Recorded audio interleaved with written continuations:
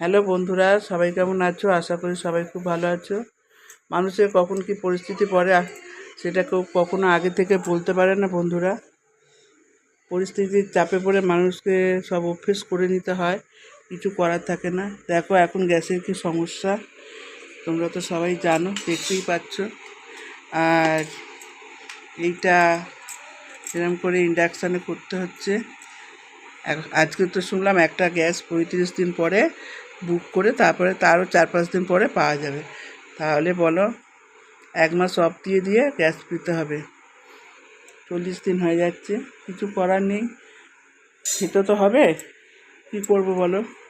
বাচ্চারা আছে, সবাই বয়স্ক মানুষ আছে, আমরা যেরকম আছি সবার বাড়িতে ওই রকমই আছে। দেখো বন্ধুরা কী অবস্থা, কিছু করার নেই। এই যে রুটি করছি ইন্ডাকশানে, দেখতেই পাচ্ছ কটা করেছি।